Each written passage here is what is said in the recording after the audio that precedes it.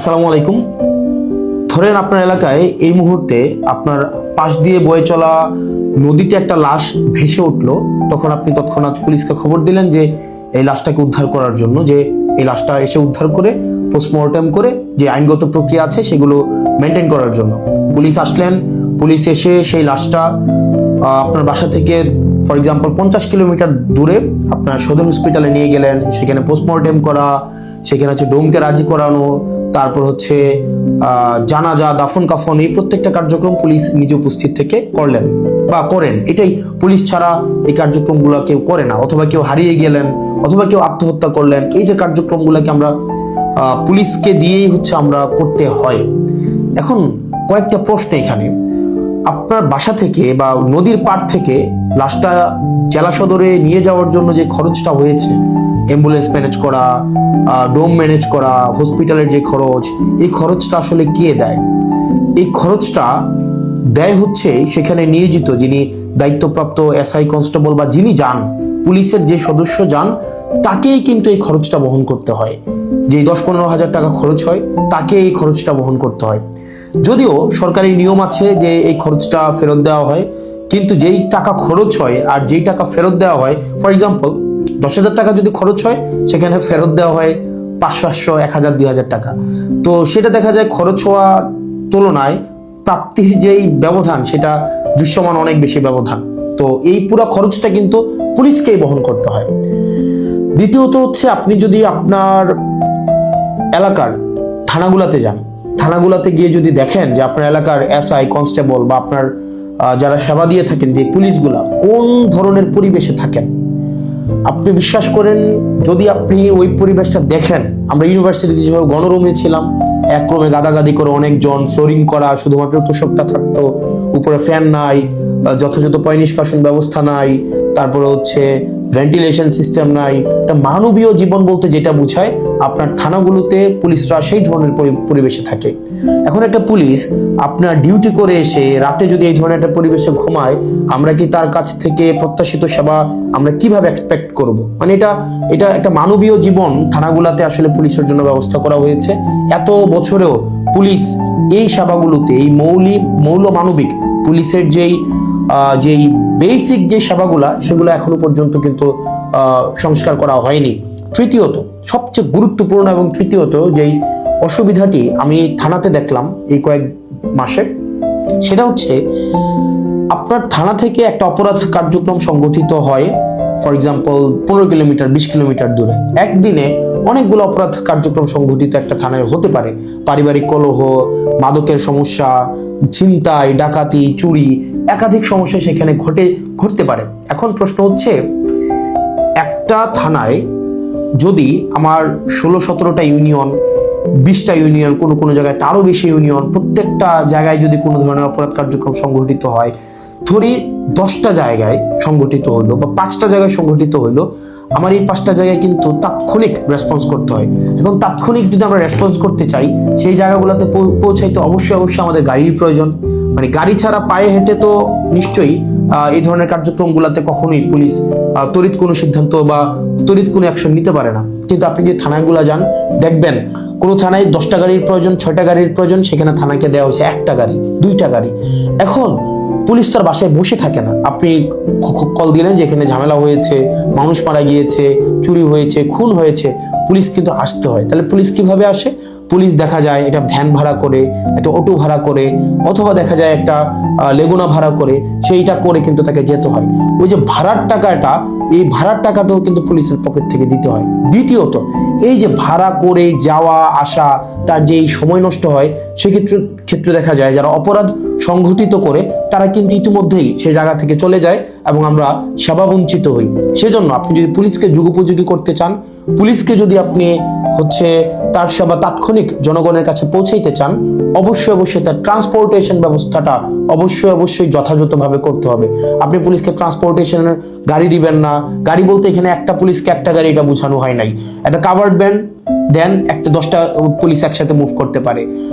তারপর হচ্ছে একটা থানায় যদি আপনি 5টা 6টা গাড়ি দেন, তাহলে সেক্ষেত্রে কিন্তু ওই এলাকার অপরাধ কার্যক্রম অবশ্যই অবশ্যই দৃশ্যমান কমে আসবে, কারণ পুলিশ ইমিডিয়েট রেসপন্স করতে পারবে। কারণ পুলিশ যদি ইমিডিয়েট রেসপন্স করতে না পারে, অপরাধ সংঘটিত হয়ে যাওয়ার পরে যদি রেসপন্স করতে হয়, সেক্ষেত্রে দেখা যায় দিন শেষে অপরাধী কিন্তু পালিয়ে যায়। সেজন্য পুলিশের দক্ষতা, পুলিশের সেবা যদি আপনি জনগণের দ্বারবরা পৌঁছাতে চান, অবশ্যই অবশ্যই আপনার ট্রান্সপোর্টেশনের ব্যবস্থা উন্নতি করতে হবে। এখন আমাদের বর্তমান বিদ্যমান যে পুলিশ ব্যবস্থা রয়েছে, এই পুলিশ ব্যবস্থার থানাগুলোতে, আমি থানাগুলোর কথা বলবো, থানাগুলোতে তাদের অ্যাকোমোডেশন সমস্যা, তাদের বাসা, তাদের থাকার জায়গা নাই ঠিকঠাক ভাবে, গণরুমের মতো তাদেরকে থাকতে হয়, এবং তাদেরকে যে বেতন দেওয়া হয়, এই বেতন দিয়ে যে একটা স্বাভাবিক জীবনযাপন করবে, সেটা কোনোভাবেই সম্ভব না। দ্বিতীয়ত হচ্ছে আপনি তাকে ট্রান্সপোর্টেশনের ব্যবস্থা করছেন না যথাযথভাবে। আপনি তাকে হচ্ছে দেখা যাচ্ছে যে আপনি তাকে ঢাল তরোয়ার ছাড়া, ট্রান্সপোর্টেশন ছাড়া আপনি অপরাধী ধরতে পাঠাচ্ছেন, টহল দিতে পাঠাচ্ছেন। সেক্ষেত্রে কিন্তু তাকে ট্রান্সপোর্টেশন ম্যানেজ করা এবং সেখানে যে ভাড়া মেটানো, সেটাও কিন্তু তার পকেট থেকেই করতে হয়। সরকার যে অ্যালটমেন্টটা দেয়, সরকার যে বরাদ্দ দেয়, সেটা খুবই খুবই প্রয়োজনের তুলনায় অপ্রতুল। তৃতীয়ত হচ্ছে আপনি পুলিশে একটা হচ্ছে, আমি অনেকগুলো অফিসারের সাথে কথা বলেছি, রিটায়ার্ড অফিসার, চাকরিরত অফিসার, তাদের সাথে কথা বলেছি। পুলিশে ম্যানেজ করে নাও একটা কালচার আছে, ম্যানেজ করে নাও একটা কালচার। ফর এক্সাম্পল, আপনি কনস্টেবলকে পাঠাইলেন কোন একটা জায়গায় আসামি ধরার জন্য, সেখানে 5,000 টাকা খরচ হবে যে আসামিটা ধরতে, ট্রান্সপোর্টেশন কস্ট বা তদন্ত এই জায়গাগুলোতে। তখন কনস্টেবল তার মানে ঊর্ধ্বতন কর্মকর্তাকে উনি বললেন যে স্যার টাকা কোথায় পাবো? তখন বলে ম্যানেজ করে নাও। এখন ম্যানেজ করে নেওয়া অর্থ, সেটা নিশ্চয়ই আমরা বুঝেছি ম্যানেজ করে নেওয়া বলতে কি বোঝাচ্ছে। এবং আরো শঙ্কার বিষয় সেটা হচ্ছে পুলিশের অনেক বড় বড় প্রোগ্রাম হয়। এই প্রোগ্রামে অনেক ক্ষেত্রে, সব ক্ষেত্রে না, কিছু কিছু প্রোগ্রাম আগে হতো, এখন বর্তমানে আছে কিনা এটা আপনারা জানাবেন। আগে এরকম নাকি হতো, মানে পুলিশের অনেকেই জানিয়েছে এরকম নাকি হতো, একটা বড় প্রোগ্রাম হবে, এই প্রোগ্রামে দেখা যায় ঊর্ধ্বতন কর্মকর্তারা অধীনস্থ কর্মকর্তাদের হচ্ছে ভাগ করে দিত যে খাবারের দায়িত্বটা তোমার, ডেকোরেশনের দায়িত্বটা তোমার, লাইটিং এর দায়িত্বটা তোমার। তো এখন টাকা আসবে কোন জায়গা থেকে? ম্যানেজ করে নাও। তো দেখা যায় অধস্তন কর্মকর্তারা সেটাকে ম্যানেজ করে নিতেন। তো নিশ্চয়ই ম্যানেজ করাটা সরকারের দায়িত্ব, ম্যানেজ করা তো অবশ্যই কোনো কর্মকর্তা কর্মচারীর দায়িত্ব না।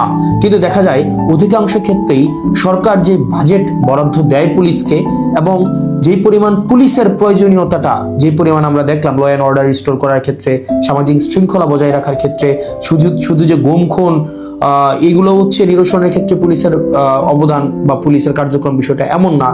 স্বাভাবিক শান্তি শৃঙ্খলা, নিরাপত্তা, জীবনমালের নিরাপত্তা নিশ্চিত করার ক্ষেত্রে কিন্তু পুলিশের স্বাভাবিক অনেক ধরনের কার্যক্রম হয়। আপনার পরীক্ষা ডিউটি থেকে শুরু করে অনেক ধরনের কার্যক্রম হয়, এবং পুলিশের কে আরো বিভিন্ন কাজে ব্যবহার করা হয়। যেমন এটা খুবই খুবই, আমি পার্সোনালি এই জিনিসটাকে আমি সবার সামনেই বলছি, এই জিনিসটাকে আমি পার্সোনালি এই জিনিসটাকে কখনোই ওয়েলকাম করব না। অপ্রয়োজনীয় প্রোটোকল দেওয়া, যে যদি এলাকায় এমপি যায়, পুলিশকে দেখা যায় প্রোটোকল দিতে, মানে অপ্রয়োজনীয়। দেখা যায় ওসিকে আমরা অতীতেও দেখেছি, ওসি সবসময় হচ্ছে আপনার এমপির সাথে সাথে থাকতে হয়, থাকেই থানায় একটা গাড়ি। এখন একটা গাড়ি নিয়ে যদি আপনার ওসি বা অন্য কর্মকর্তারা আপনার এমপির সাথে সারাদিন ব্যাপী থাকতে হয়, যেখানে যায় সেখানে যেতে হয়, তাহলে ওসিও কিন্তু তার স্বাভাবিক থানা কার্যক্রম করতে পারে না, সাধারণ মানুষ সেবা বঞ্চিত হয়। একই সাথে সাথে যে একটা গাড়ির, এই গাড়িটাও কিন্তু অপচয় হয়। সেজন্য, এবং আপনারা জেনে থাকবেন যে এমপির সাথে পুলিশ সবসময় থাকে, কিন্তু এটা কিন্তু কোনো নিয়মে নাই, কোনো প্রোটোকলে নাই। এমপির সাথে পুলিশ থাকবে, এটার কোনো প্রোটোকল নাই, কোনো প্রোটোকলেই নাই। এটা হচ্ছে আগে রাজনৈতিক যে কালচার ছিল, রাজনৈতিক কালচারে পুলিশ এমপির একটু নজরে পড়ার জন্য বা একটু স্বাভাবিকভাবে এই কার্যক্রমগুলো, পুলিশকে রাজনীতিকরণ হওয়ার কারণে পুলিশ যে স্বপ্রণোদিত হয়ে সব ক্ষেত্রে করেছে বিষয়টা এমন না, পুলিশকে করতে বাধ্য করা হয়েছে ক্ষেত্র বিশেষে। তো সেজন্য আমরা যদি পুলিশের সেবাটাকে জনগণের দোরগোড়ায় পৌঁছাতে চাই, আমরা যদি চাই জনগণ যথাযথভাবে পুলিশের সেবাটা পাক, তাহলে কিন্তু অবশ্যই আপনি পুলিশের, বিশেষ করে থানা পর্যায়ের থানা পুলিশের, কারণ সবচেয়ে বেশি কিন্তু থানায় পুলিশকে সাধারণ মানুষ দেয়, আপনি থানার পুলিশের অবশ্যই আপনি তার আবাসন ব্যবস্থা নিশ্চিত করতে হবে, যথাযথভাবে তার বিশ্রামের পরিবেশ আপনি নিশ্চিত করতে হবে, নিরাপদ পানির ব্যবস্থা নিশ্চিত করতে হবে, খাবারের ব্যবস্থা নিশ্চিত করতে হবে, এবং তার ডিউটির এখানে একটা প্রোটোকল আপনার নিশ্চিত করতে হবে। আপনি 24/7 একটা মানুষ কখনোই, একটা স্বাভাবিক মানুষ স্বাভাবিকভাবে কখনোই ডিউটি করতে পারে না। 2 নম্বর বিষয় হচ্ছে ট্রান্সপোর্টেশনের ব্যবস্থাটাকে আপনি নিশ্চিত করতে হবে। একটা থানায় একটা গাড়ি দিয়ে একটা থানা কখনোই চলতে পারে না, 2টা গাড়ি দিয়ে একটা থানা কখনোই চলতে পারে না। আপনি পুলিশের উপর চাপিয়ে দিবেন যে ম্যানেজ করে নাও। পুলিশ যখন ম্যানেজ করতে যাবে, তখনই কিন্তু জনগণ পুলিশের হচ্ছে একটা সাংঘর্ষিক অবস্থা তৈরি হয়।